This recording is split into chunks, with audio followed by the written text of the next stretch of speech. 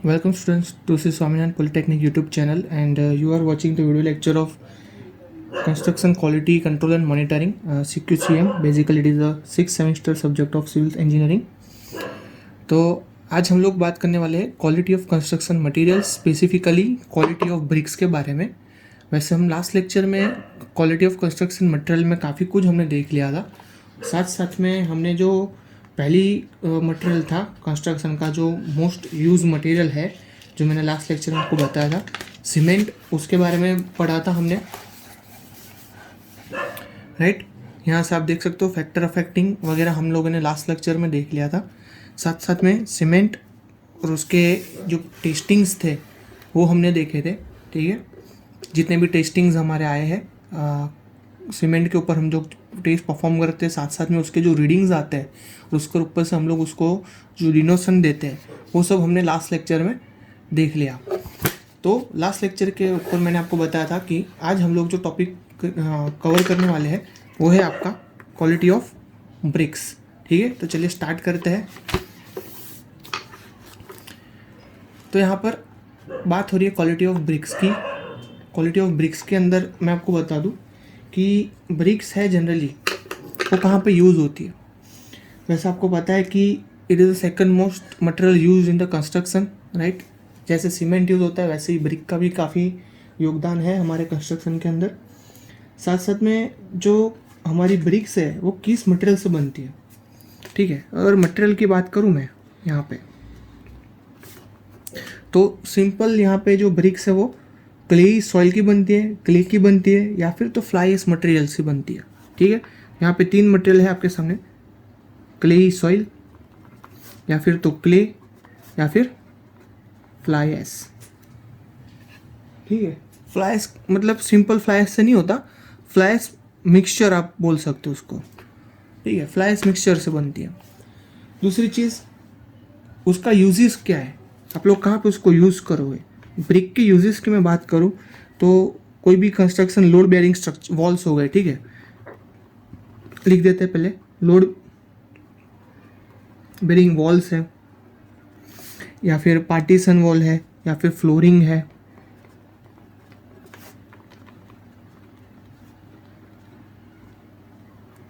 और कहाँ पे आप यूज़ करोगे उसको, कॉलम्स के अंदर यूज़ कर सकते हो उसको, या फिर आप लोग आर्चिज बनाओगे, ठीक है। आर्चिज में जो कर्वेचर आप लोग प्रोवाइड करते हो इस तरीके से, यहाँ पे जो कर्वेचर प्रोवाइड होता है ऐसा आर्च में, ठीक है। तो आर्च, ये साफ्ट है आपका, साफ्ट के ऊपर जो आर्च बनाओगे यहाँ पे कर्वेचर्स के लिए हम लोग ब्रिक का यूज़ करते हैं यहाँ, क्लियर। तो ये चीज़ हो गई। और ब्रिक का मेन पर्पज़ क्या है, तो मेन पर्पज़ अगर मैं बात करूँ तो it will resist compressive force, right.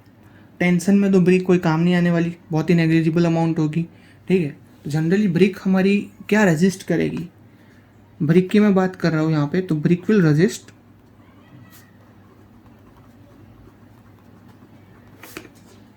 Mostly the compressive force.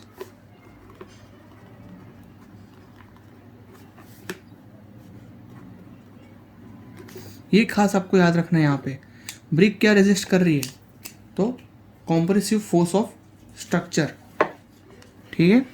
ये लाइन खास याद रखना।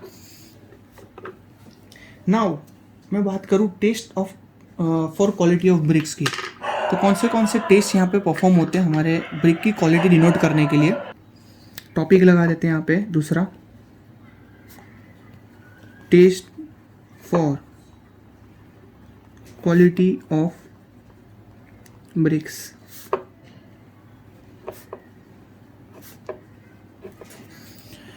ये पॉइंट स्टार्ट करते हैं हम लोग अब क्वालिटी ऑफ ब्रिक मेजरमेंट के लिए। तो सबसे पहले बहुत ही छोटे छोटे पॉइंट्स हैं, आप लोगों ने थर्ड सेम बिल्डिंग मटेरियल में भी ये सब्जेक्ट के अंदर ब्रिक की क्वालिटी के बारे में स्टडी किया था। तो सबसे पहला पॉइंट है कि हमारी ब्रिक कैसी होनी चाहिए, तो it should be sound, hard and well burn, ठीक है। कैसी होनी चाहिए मैं उसकी बात कर रहा हूँ अभी। उसके बाद जो टेस्टिंग होती है उसकी रीडिंग की भी हम लोग बात करेंगे। तो सबसे पहले तो brick should be sound, hard and well burn.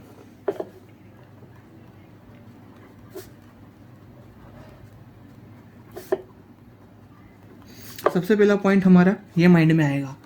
दूसरा पॉइंट कि जो उसकी एजिस होगी शुड बी शार्प, ठीक है, एजिस शुड बी शार्प, मतलब उसकी जो एज होती है ब्रिक की, आपने जो भी ब्रिक बनाई है यहाँ पे, मैं आपको 3 डायमेंशनल ब्रिक का दिखा दूँ तो कुछ इस तरीके से आपकी ब्रिक बनेगी,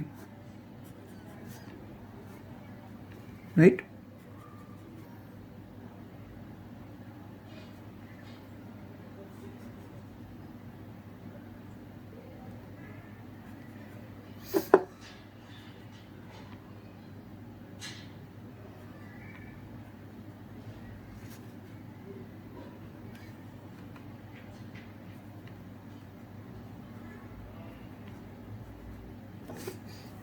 इस तरीके की आपकी ब्रिक है यहाँ पर। अब इसकी जो एजिस है ये आपको दिख रही है, ठीक है, एजिस वो कैसे होनी चाहिए, यहाँ पे एकदम शार्प उसकी रहनी चाहिए, क्लियर। बाद में जो जो पॉइंट होंगे वो मैं यहाँ पे ड्रॉ करता जाऊँगा, ठीक है। Edges should be sharp. दूसरी चीज़, आप जब इस ब्रिक को फ्लैट सरफेस के ऊपर ड्रॉप करोगे, कितनी हाइट से, तो ड्रॉप फ्रॉम 1.2 मीटर हाइट, तो ये क्या होना चाहिए ब्रिक का, brick should not be break, break नहीं होनी चाहिए, ठीक है। If you drop the brick from 1.2 meter of the height then brick should not be break, टूटनी नहीं चाहिए, उतनी उसके अंदर स्ट्रेंथ ड्यूरेबिलिटी होनी चाहिए। तो ये आपका तीसरा पॉइंट हो गया। चौथे पॉइंट की बात करूँ तो आप ऐसी 2 ब्रिक्स को एक दूसरे के साथ टकराओगे तो उसके अंदर से आपको मेटालिक साउंड सुनाई देना चाहिए, ठीक है। 2 ब्रिक को जब आप एक दूसरे से टकराओगे तो उसमें जो साउंड आएगा वो मेटालिक साउंड होना चाहिए। तो यहाँ पे आप लिख सकते हो, व्हेन वी स्ट्राइक 2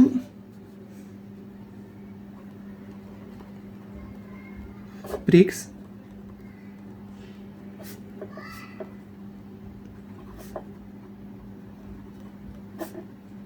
मेटालिक, ठीक है। 2 ब्रिक को आप जब स्ट्राइक करोगे तो उसमें से जो साउंड निकलेगा वो मेटालिक साउंड होना चाहिए। ये होगा आपका चौथा पॉइंट। 5th पॉइंट की बात करूं तो ये जो ब्रिक है वो इतनी ड्यूरेबल होनी चाहिए, इतनी हार्ड होनी चाहिए कि जब आप इसको अपने नाखून से स्क्रैच करोगे, ठीक है, तो उसके अंदर कोई भी जात के स्क्रैचेस होने नहीं चाहिए, ठीक है। उसकी सरफेस पे आपको किसी भी किस्म का मार्क्स दिखाई देने नहीं चाहिए, जो नेल मार्क्स होते हैं वो दिखाई देने नहीं चाहिए, ठीक है। तो मैं यहाँ पे लिख दूंगा हार्ड इनफ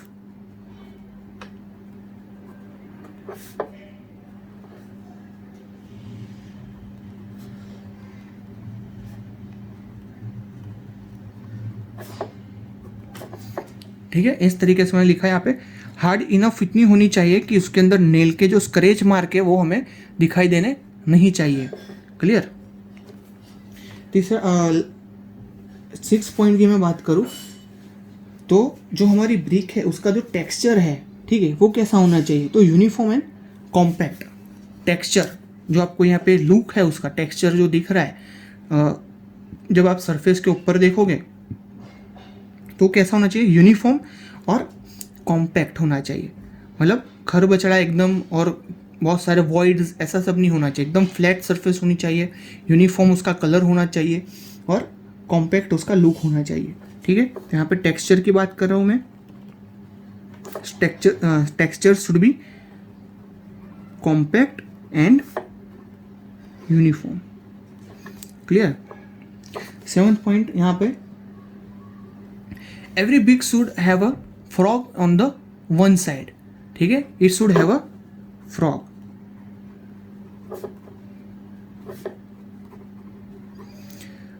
ठीक है। ये जो पोर्शन है यहाँ पे बीच में बॉक्स जैसा दिखा है, it is called frog of brick, ठीक है। उसके अंदर फ्रॉग होना चाहिए और फ्रॉग का यूज क्या होगा, when you laid out the brick on the flat surface and put another brick on it then the frog should be in lower dimension, ठीक है, लोअर पॉइंट पे उसका फ्रॉग होना चाहिए, जिससे क्या होता है यहाँ पे आप जब सीमेंट मोटर फिलअप करोगे तो इसके ऊपर जो दूसरा ब्रिक आएगा वो, और इसके साथ क्या हो जाएगा, एक बॉन्डिंग क्रिएट हो जाएगा। ठीक है, इसको हमें उल्टा रखना है फ्रॉक को। जब भी हम डिज़ाइन कर रहे हैं, वॉल बना रहे, तो फ्रॉक को हमें क्या करना है,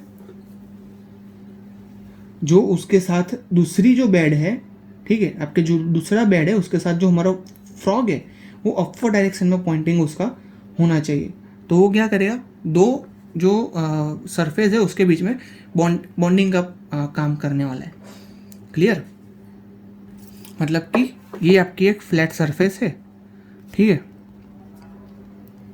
और मुझे यहाँ पे क्या करना है, आपको ब्रिक वर्क करना है, तो मैं पहले लाइनिंग बना दूंगा।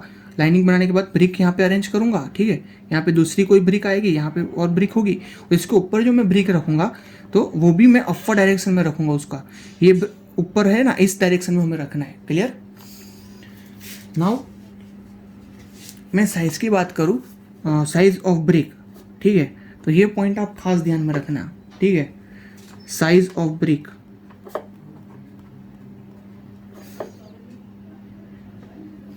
कितना होना चाहिए, IS बात करूँ मैं तो 19/9/9 सेंटीमीटर। ठीक है, ये कौन सा ब्रिक का साइज हो गया, स्टैंडर्ड ब्रिक। ठीक है, स्टैंडर्ड ब्रिक का डायमेंशन है। और नॉमिनल ब्रिक की बात करूँ मैं तो 20/10/10 सेंटीमीटर। ये किसकी बात की मैंने, nominal size, nominal size of brick. अगर वेट कितना होना चाहिए हमारा ब्रिक का, अगर वेट की बात कर रहे हैं हम, तो weight of standard brick should be 2.7 to 3.1 kg। कितना होना चाहिए, 2.7 to 3.1 kg। साइज की बात की तो मैंने standard brick 19/9/9 centimetre and nominal brick 20/10/10 centimetre. ये तीन चीज़ याद रखना, कॉम्पिटिटिव एग्जाम में भी काफ़ी बार पूछ लेते हैं ये लोग। दूसरा टेस्ट है उसका डायमेंशंस का। ठीक है, डायमेंशन की बात करें हम, डायमेंशंस के टेस्ट के अंदर दो टाइप की ब्रिक्स आती है आपकी, फर्स्ट क्लास ब्रिक और दूसरी है सेकंड क्लास ब्रिक। ठीक है, फर्स्ट क्लास, दूसरा है सेकंड क्लास।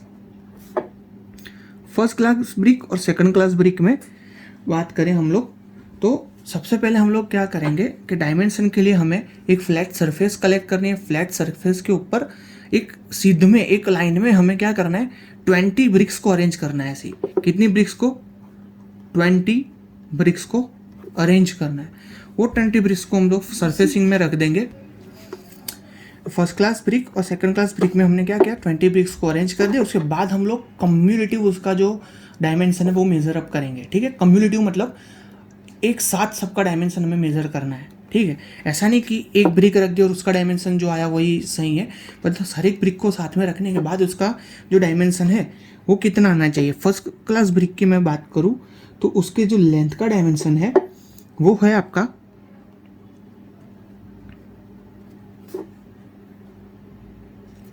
368 to 392 centimetre. और सेकंड क्लास ब्रिक की बात करूँ, उसकी जो लेंथ का डायमेंशन है वो है आपका 350 to 410 सेंटीमीटर। क्लियर? दोनों का अगर मैं विड्थ का डायमेंशन बताऊँ तो विड्थ की बात कर रहा हूँ यहाँ पे, बी शुड बी 174 to 186।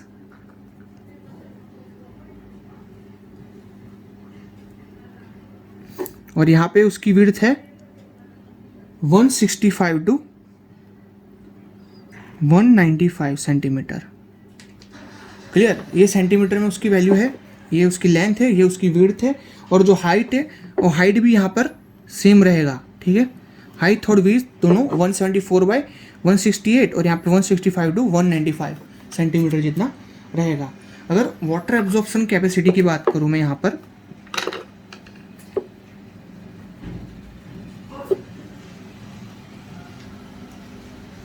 तो वाटर एब्जॉर्प्शन के कुछ क्राइटेरिया है, वो है first class brick, second class brick और थर्ड क्लास ब्रिक, ठीक है। फर्स्ट क्लास, सेकंड क्लास, तीसरा है थर्ड क्लास। तीनों के क्राइटेरिया यहाँ पे लिख दूंगा। फर्स्ट क्लास ब्रिक है तो उसका water absorption should not be greater than 20%, second class brick है तो should not be greater than 22%, और थर्ड क्लास ब्रिक है तो should not be greater than 25%। ये 3 क्राइटेरिया आपको खास उसके ध्यान में रखने हैं वाटर एब्जॉर्प्शन के। Then if it should greater than 25%, then you should not use that brick, ठीक है। वो ब्रिक हमें यूज नहीं करनी है। अगर तीसरी बात करूं मैं वाटर एब्जॉर्प्शन के अलावा, तो वो है कॉम्प्रेसिव स्ट्रेंथ के क्राइटेरिया।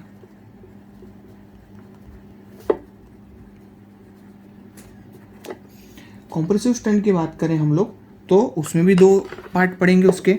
एक तो है फर्स्ट क्लास, दूसरा है सेकंड क्लास ब्रिक। तो यहाँ पर अगर फर्स्ट क्लास ब्रिक की बात करें हम लोग, तो उसकी जो कंप्रेसिव स्ट्रेंथ है वो उसकी आएगी 7.0 न्यूटन पर mm² के आसपास। और अगर सेकंड क्लास ब्रिक की मैं बात करूँ यहाँ पर, तो उसकी जो स्ट्रेंथ है वो आएगी आपकी 3.5 न्यूटन पर mm², मतलब लगभग उससे आधी, ठीक है। फर्स्ट क्लास ब्रिक की कितनी है 7 न्यूटन और इसकी 3.5 न्यूटन पर mm²। एफ्लोरेंस की बात करें यहाँ पर, एफ्लोरेंस टेस्ट भी परफॉर्म होता है। Efflorescence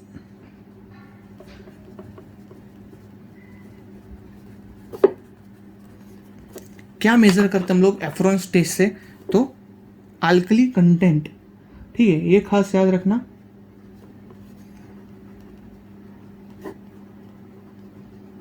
of brick, alkali content measure करते हैं। क्या करते हैं हम लोग, प्लेट लेते हैं, उसमें 2.5 सेंटीमीटर तक डिस्टिल वाटर हम लोग फिलअप करते हैं, ठीक है। फिर क्या करते हैं, डिस्टिल वाटर के अंदर डीप ब्रिक, मतलब ब्रिक है उसको हम लोग वही प्लेट के अंदर रख देते हैं।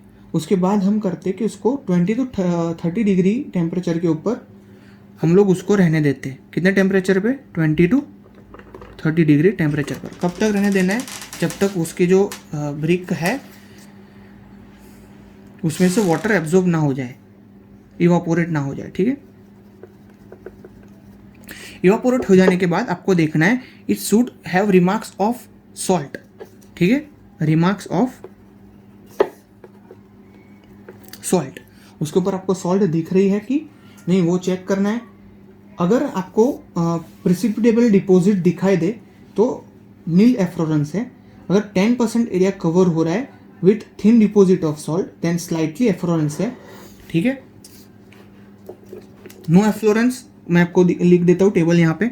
सबसे पहले क्या आएगा, नो एफ्लोरेंस।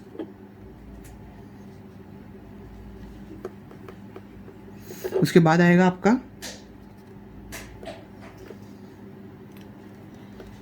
स्लाइट एफ्लोरेंस, उसके बाद आएगा मॉडरेट एफ्लोरेंस, और लास्ट में आएगा आपका हैवी एफ्लोरेंस।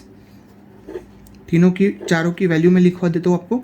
नो एफ्लोरेंस आप कब कहोगे, जब आपको कोई भी डिपॉजिट, नो डिपॉजिट, ठीक है, कोई भी डिपॉजिट दिख नहीं रहा है यहाँ पे, किसी भी किस्म का उसके ऊपर सॉल्ट या कोई भी मटेरियल दिख नहीं रहा है, तो आप क्या बोलोगे, नो एफ्लोरेंस मटेरियल है।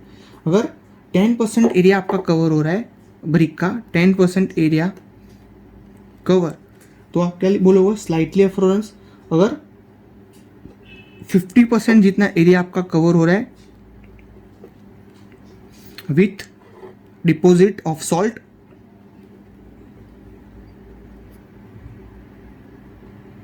तो आप क्या बोलोगे उसको, मॉडरेटली एफ्लोरेंस है ब्रिक के ऊपर।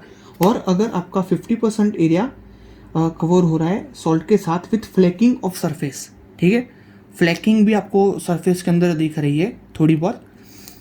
50% area cover with the salt deposit with the फ्लैकिंग, ठीक है। अगर फ्लैकिंग दिख रहा है आपको तो वो होगा आपका heavily efflorescence material of brick, ठीक है। तो ये सब चीज़ आपको ध्यान में रखनी है। तो बस स्टूडेंट्स आज के लिए इतना ही। ब्रिक्स के इतने कंपोनेंट्स हैं जो आपको बेसिकली याद रखने हैं, ठीक है। सबसे पहले क्या साउंड होना चाहिए, उसका जो वैल्यू है, ठीक है। It should be sound hard and well burnt, then edge should be sharp. If you drop the brick from the 1.2 meter height, it should not be break. If two bricks will be strike, then it should be sound metallic. The brick should be hard enough. When you scratch from it nail, there will should not a visible marks. ठीक है, brick के ऊपर कोई marks नहीं देना चाहिए। Brick का जो टेक्सचर है वो कैसा होना चाहिए, compact and uniform. Then compulsory उसके ऊपर फ्रॉग होना चाहिए। अगर आईएस ब्रिक की बात करूँ तो उसका जो dimension 19x9x9 centimetre standard brick का। अगर नॉमिनल साइज बोले हम लोग तो 20x10x10। वेट की बात करें ब्रिक का तो वो है 2.7 to 3.1 kg के आसपास। डायमेंशन की बात करें तो फर्स्ट क्लास ब्रिक और सेकंड क्लास ब्रिक दो टाइप होते हैं। फर्स्ट क्लास ब्रिक में अगर लेंथ की बात करें तो 368 to 392 सेंटीमीटर, और सेकंड क्लास में लेंथ की बात करें तो 350 to 410 सेंटीमीटर। विड्थ और हाइट दोनों में सेम है। तो फर्स्ट क्लास ब्रिक में कितना है 174 to 186 centimetre, and second class brick में हाइट और विड्थ उसके 165 to 195 सेंटीमीटर। वाटर एब्जॉर्प्शन की बात करें तो first class brick should not be greater than 20%, second class brick should not be greater than 22%, and third class brick should not be greater than 25%। अगर 25% से बढ़ जाता है वाटर एब्जॉर्प्शन तो brick should not B usable in construction material. Compressive strength की बात करें तो first class brick and second class brick दो आती है। उसमें फर्स्ट क्लास ब्रिक की जो कंप्रेसिव स्ट्रेंथ होती है वो कितनी होगी आपकी 7.0 न्यूटन पर mm², और सेकंड क्लास की 3.5 न्यूटन पर mm²। क्लियर। एफ्लोरेंस टेस्ट की बात हो रही है यहाँ पे, तो वो किसके लिए यूज़ होता है, अल्कली कंटेंट मेजर करने के लिए। किसका, ब्रिक के अंदर क्या करना है, 2 सेंटीमीटर डिस्टिल वाटर फिलअप करना है मेटालिक कांच की या फिर तो कोई भी जार के अंदर, प्लेट के अंदर। उसके अंदर हमें क्या करना है, ब्रिक को डुबाना है, और कितने टेम्परेचर रखना है 20 to 30 डिग्री टेम्परेचर के ऊपर। उसके बाद क्या करना है, उसको इवापोरेट होने देना है, पानी को एब्जॉर्ब या इवापोरेट होने देना है। और क्या चेक करना है, रिमार्क ऑफ सॉल्ट, उसके ऊपर सॉल्ट कितनी लगी है, उसके ऊपर कोई भी डिपॉजिट लगे है कि नहीं वो चेक करना है। ठीक है, उसके ऊपर हम लोग क्या बोलेंगे, एफ्लोरेंस उसका डिनोट करेंगे। जैसे कि कोई भी प्रकार का डिपॉजिट नहीं है तो नो एफ्लोरेंस। अगर 10% एरिया कवर हो रहा है सॉल्ट से, ठीक है, किससे, कवर फ्रॉम सॉल्ट, ठीक है, सॉल्ट से कवर हो रहा है तो क्या बोलेंगे, स्लाइटली एफ्लोरेंस ब्रिक।